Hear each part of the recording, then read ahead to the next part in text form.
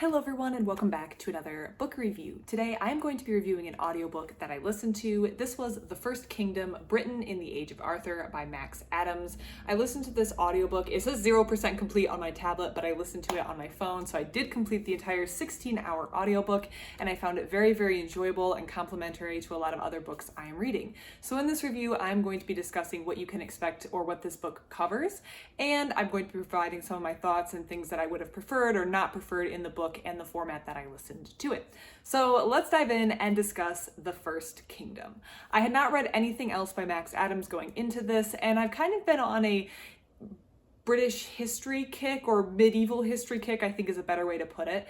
So I was already interested in the topics being covered. And the topic in The First Kingdom is the sub-Roman period of British history.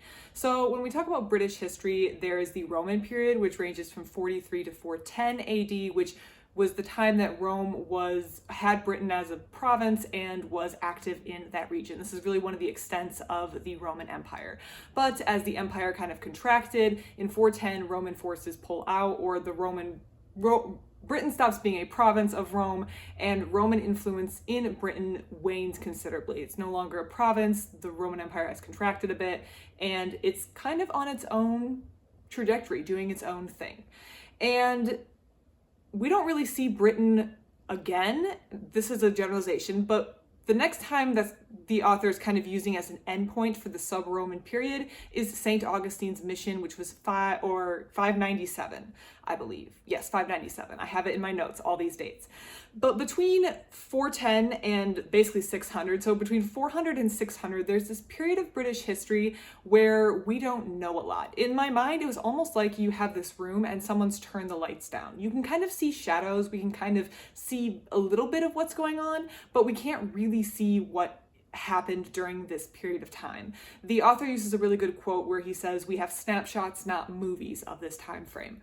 But the author has put together The First Kingdom, which is a very well-researched and comprehensive book that attacks the problem of what happened during this time with all of his resources. He does a lot of research to put together the best picture he can of what happened, who were the main players, what was the main influences, what was going on, what were the regions of interest, and what happened as Roman influence wanes, and then we have an influx of Anglo-Saxon influence before Britain kind of comes back on scene with good history, or I say good history, well-documented history around 600 AD. So there is this period of time. This is when legends like Arthur come up and many other things that will influence British history when Britain, for lack of a better term, comes back online in 600. But there's a lot of questions about what happened in this time that the author attempts to address in The First Kingdom. This is quite an academic book, so the author is diving into a wide variety of topics to answer this question of what happened. And because we don't have really good written texts or no single authority that really details what happens during this time, the author has to rely on a wide variety of fields to get information about what happened during this time. So he's pulling together, first of all, the meager written texts that do exist. So he's pulling from sources like Bede and Gildas, those are the two main names that come up, but there's other names that come up where there are people who wrote about this time who maybe just reference, I think he said, Bede only mentioned 19 lines of this era, and he does at times admit that people have kind of beaten these lines to death, but there are meager lines from texts that can be pulled out and information can be extrapolated from, but that's kind of the starting point, and with a lack of written text, the author and other researchers in this field have to rely on other sources. These other sources, for the most part, include ruins and archaeology, so digging into what physically remains. This is, of course, a very tricky task because Britain didn't stop in time and freeze at 600 AD. Life continued, and we've had well over 1,000, 1,400, 1,500 years to build upon that time, and that includes people building other towns and making fields, and there's changes in climate. So there has been a lot of change since then. But archaeologists, and he talks about some of the cool techniques they use, go and try to find out what they can dig up. So this includes a wide variety of things, as you can imagine. So forts, castles, roads, grave goods, anything that they can find that they can attribute to this time can help tell the story of what happened. And that the story of what happened is really the story of which kingdoms were where, and kingdoms is kind of a loose term, but as the Roman influence waned, who remained in control, what happened to people left behind. There was an influx in population that we can see.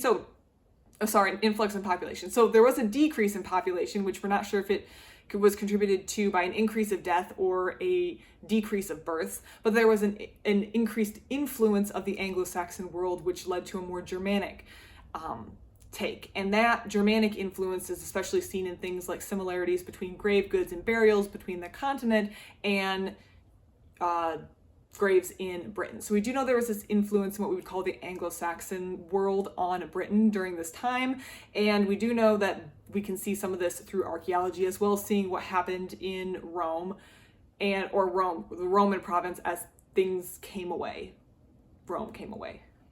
Another interesting piece of archaeology that the author starts the book with is these curse tablets that are considered at this temple of the goddess, which also indicates a large shift. These curse tablets were like personal people's problems that they would leave, that they wanted the goddess to intervene or someone to supernaturally intervene on their behalf. And I think that's a really interesting place to start the book, because during this time period, we also had a shift from a more pagan focused world to a more Christian focused world, even though, Christianity becomes more important as we move through this time period as well. So there's a lot of ruins and a lot of archaeology and a lot of different archaeological techniques to determine who was in charge where, and what areas did they control, and how did they extract tax, and how did they defend what they had. And we use a lot of I'm not doing any of this. The author uses a lot of archaeology to make his points. The part that I think I found most interesting was actually the location name and the linguistics. So there is this Brythonic language which existed, but was then, my understanding, of course, it was subsumed, or there's more influence from the German-based languages that came in, then of course later the Normans and the French influence on the English language, that very, very little of the Brythonic language remains. However, we can see some of these remainders in like place names, so names of either rivers or locations or hills, and that part was really, really interesting to me. I think that was, for me, the most interesting part of the whole book. And there are very, very few leftovers of Brythonic in the modern English language today. There's actually a whole Wikipedia page that you can go to, and there's about 10 words that are not either historic or very technical that are still in use that seem to stem from this Brythonic language, which for me was really interesting, how something so old that was almost completely influenced over or like erased by the influences of these other two large groups has still managed to come through in the language that we use today. So you can check out that Wikipedia page if you find it interesting.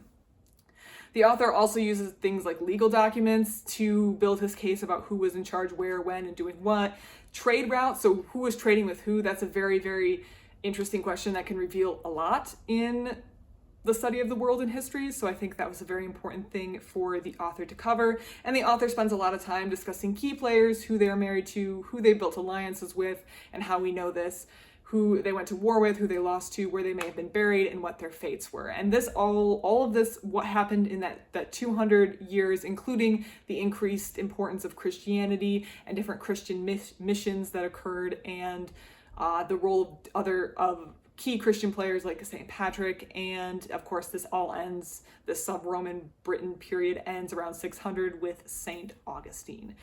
So that's the brief overview of what the author covered in 16 hours in the audiobook, and now I want to get into just some of my thoughts about this audiobook.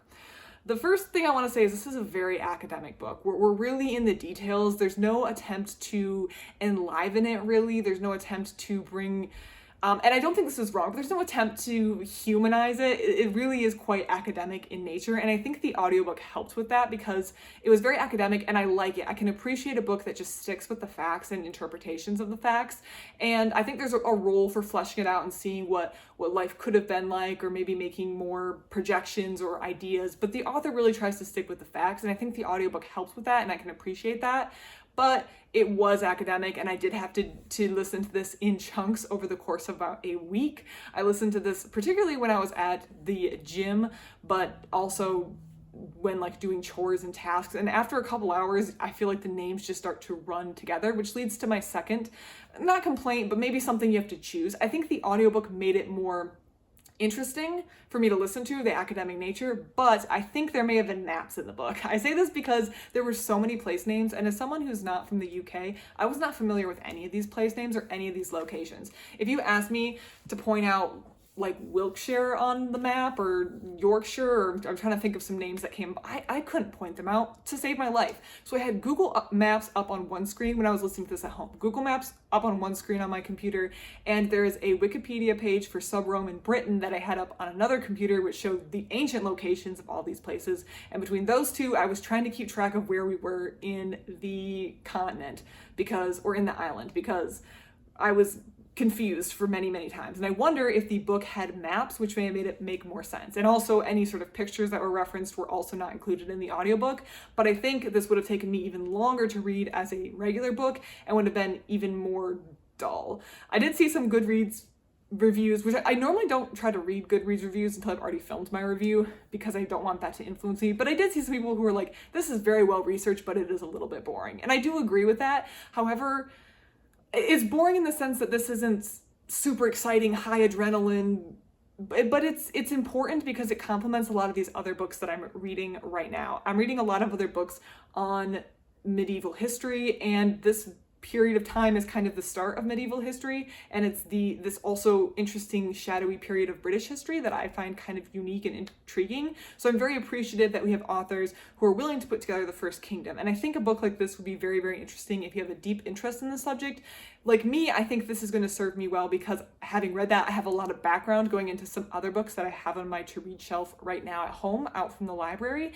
And despite it being very academic and maybe at times dull, I will say the last 45 minutes I felt like I was just ready for the book to end.